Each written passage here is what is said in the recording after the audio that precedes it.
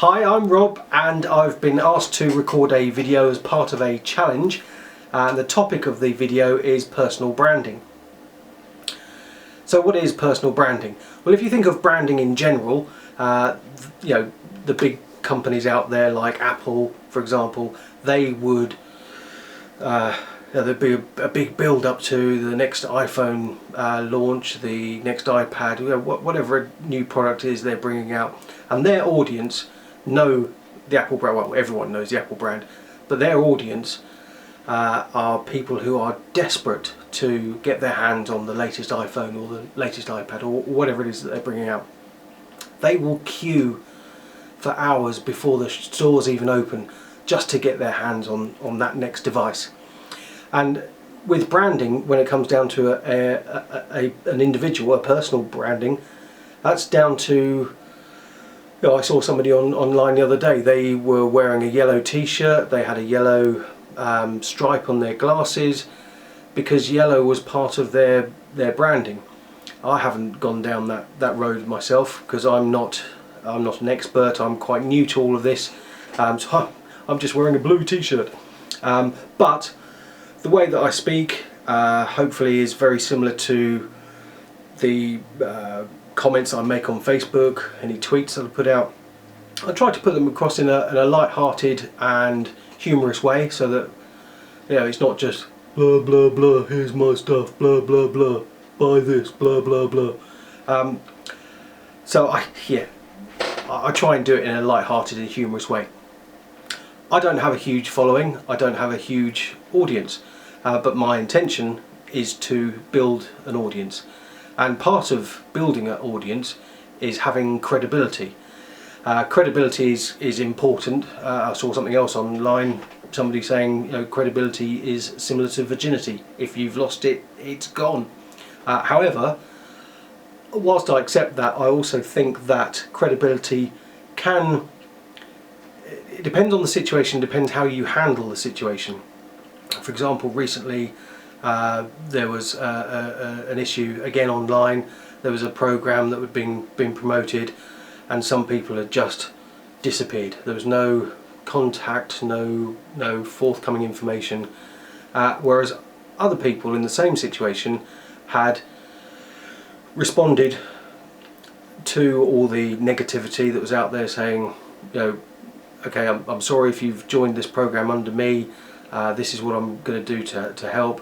I can't promise that these programs are going to be up forever. I wasn't aware of a situation, and so on and so forth. So whilst the effect of that issue with that program could have been detrimental to the person promoting it, the way they handled it, they were able to keep hold of their credibility.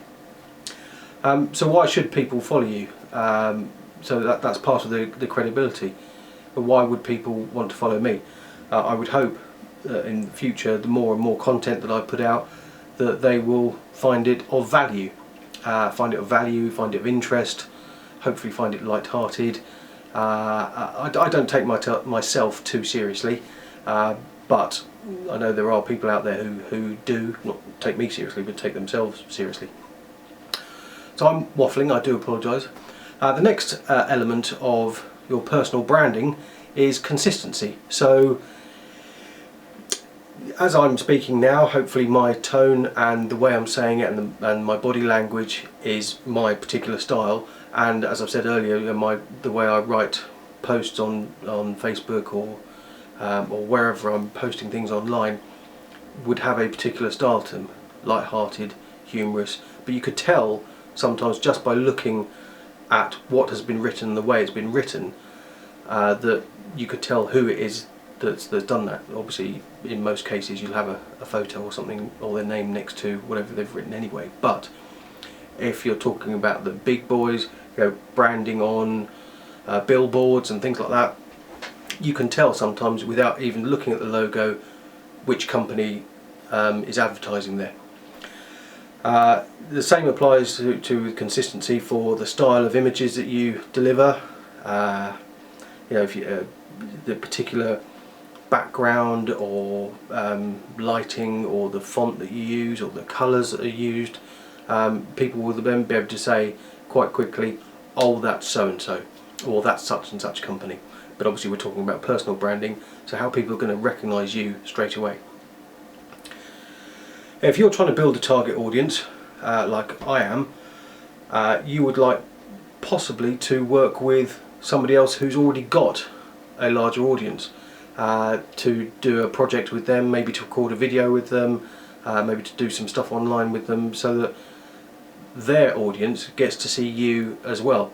And that's a way of connecting with more people who would not necessarily have connected with you previously, because how would they have seen you?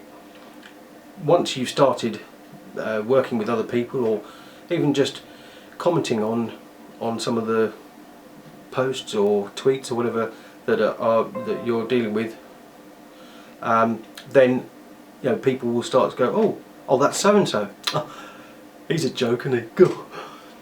So yeah, that's another way of building your brand and your personal branding out in the general public. Relevancy is another key aspect. What your target audience is looking for, find out what their problem is and deliver a solution, and it needs to be of value to them. There's no point just trying to push stuff to people, just going onto Facebook and saying, hey, buy this, or read my ebook, or whatever, blah, just push. You need to find out what the requirement is, or the demand is from your target audience, and deliver something of value to them, and something that's going to solve their situation. It's easier said than done, but that is the basics of it. Find out what people are looking for, find out what the topics of discussion are, and say, well, hey, I can help with that. This is something I can deliver for you, which will help you solve blah blah blah blah. So the other point of personal branding is, don't go bragging. Don't proclaim yourself as an expert in a field. I know I'm not an expert, but let the work and the content that you deliver to your audience, let that be what your audience considers, for them to then call you an expert or a leader. That way you are then naturally assumed to be a figure of authority in that particular area, or you've got people online who are not celebrities, but they are being accepted as sort of online leaders, and I hate the term guru, but not a guru, but they are getting results in whatever they're doing online, and so people are naturally drawn to them by their connections. They say, oh, they're looking at him, he seems to know what he's talking about, or she knows what she's talking about. Let's go to those individuals, let's go and follow them and see what they've got to say, or what their next project is that they're involved in. So that's my take on personal branding. I'm sorry if I've waffled, I'm sorry if I've said a lot, or blah blah blah. I'm not, as I've already said, an expert on this, not an expert on the subject of branding. I'm not an expert presenter either. So I hope you've enjoyed this, I hope it's been of value, and I hope I've been consistent in what I've been saying. So thank you very much. I hope to have been of some help, and I hope to see you next time. Thanks very much.